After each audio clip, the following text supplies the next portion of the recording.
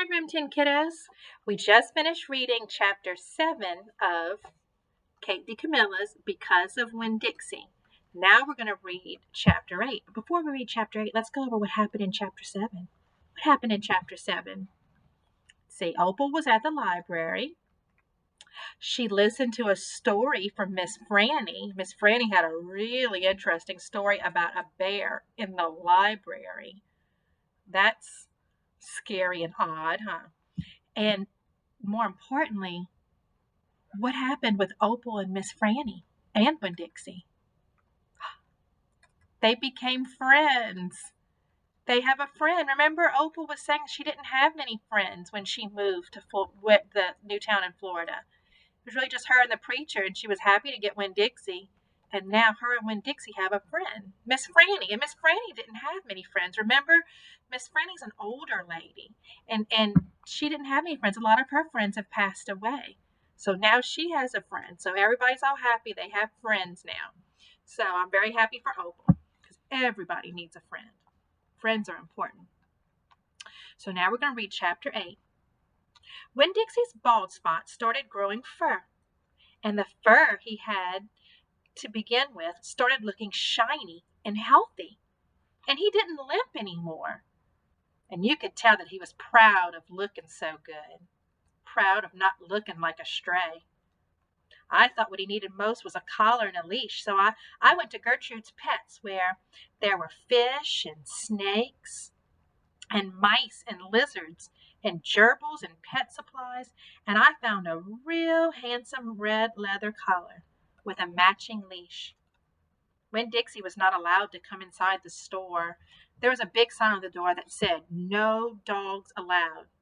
So I held the collar and the leash up to the window, and Winn Dixie, who was standing on the other side of the window, pulled up his lip and showed me his teeth and sneezed and wagged his tail, something furious. So I knew he absolutely loved that leash and collar combination, but it was very expensive.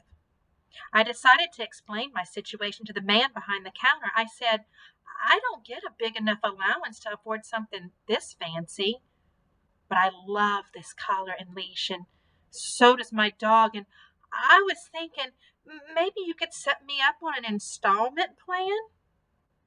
"Installment plan," said the man. "Gertrude," somebody screamed in a really irritating voice. I looked around. It was a parrot. She was sitting on top of one of the fish tanks, looking right at me. "An installment plan," I said, ignoring the parrot. "You know, where I promise to give you my allowance every week, and you give me the leash and the collar now." "I don't think I can do that," said the man. He shook his head. "No, the owner, she wouldn't like that."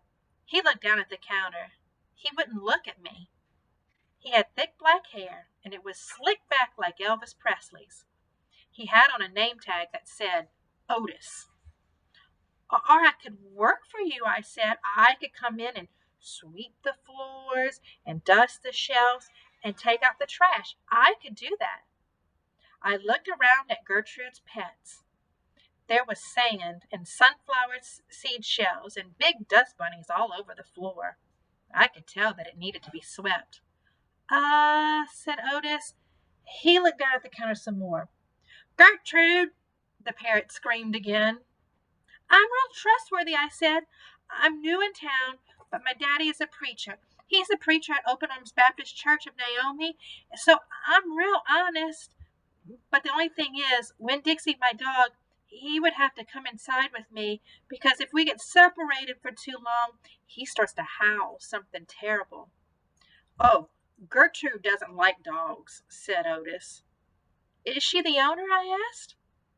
"Yes, no, I mean," he finally looked up, and he pointed at the fish tank. "That Gertrude, the parrot, I named her after the owner." "Gertrude's a pretty bird," screamed Gertrude. She might like Winn Dixie," I told Otis. "Almost everybody does. Maybe he could come inside and meet her, and if the two of them get along, then I could have the job." "Maybe," Otis mumbled. He looked down at the counter again. So I went and opened the door, and Winn Dixie came trotting on inside the store. "Dog!" screamed Gertrude. "I know it," Otis told her. And then Gertrude got real quiet. She sat on the top of the fish tank and cocked her head from one side to the other, looking at Winn Dixie. And Winn Dixie stood and stared back at her. He didn't hardly move. He didn't wag his tail. He didn't smile. He didn't sneeze. He just stared at Gertrude. She stared at him. And then she spread her wings out real far and landed on top of Winn Dixie's head. "Dog!" she croaked. Winn Dixie wagged his tail just a little tiny bit, and Otis said, "You can start on Monday." "Thank you," I told him. "You won't be sorry." On the way out of Gertrude's Pets, I said to Winn Dixie, "You are better at making friends than anybody I have ever known. I bet if my mama knew you, she would think you were the best dog ever." Winn Dixie was smiling up at me, and I was smiling down at him, and so neither one of us was looking where we were going, and we almost bumped right into Sweetie Pie Thomas. She was standing there, sucking on the knuckle of her third finger, staring in the window of Gertrude's Pets. She took her finger out of her mouth and looked at me. Her eyes were all big and round. "Was that bird sitting on your dog's head?" she asked. She had hair tied up in a ponytail with a pink ribbon. But it wasn't much of a ponytail. It was mostly ribbon and a few strands of hair. "Yes," I told her. "I seen it," she said. She nodded her head and put her knuckle back in her mouth, and then she took it out again real quick. "I seen that dog in church, too. He was catching a mouse. I want a dog just like that. But my mama won't let me get no dog. She says if I'm real good, I might get to buy me a goldfish or one of them gerbils. That's what she says. Can I pet your dog?" "Sure," I told her. Sweetie Pie stroked Winn Dixie's head so long and serious that his eyes drooped half closed and drool came out the side of his mouth. "I'm going to be 6 years old in September. I got to stop sucking on my knuckle once I'm 6, said Sweetie Pie. "I'm having a party. Do you want to come to my party? The theme is pink." "Sure," I told her. "Can this dog come?" she asked. "You bet," I told her. And all of a sudden, I felt happy. I had a dog. I had a job. I had Miss Franny Block for a friend. And I had my first invitation to a party in Naomi. It didn't matter that it came from a 5-year-old and the party wasn't until September. I didn't feel so lonely anymore. But I told you, friends are good to have. I'm so glad Opal found a friend because she needed a friend, right? I was kind of getting worried about her. But now she has lots of friends, and she got an invite to a party. Things are starting to look up for Opal. I'm glad. Things are looking up for her in Naomi, Florida.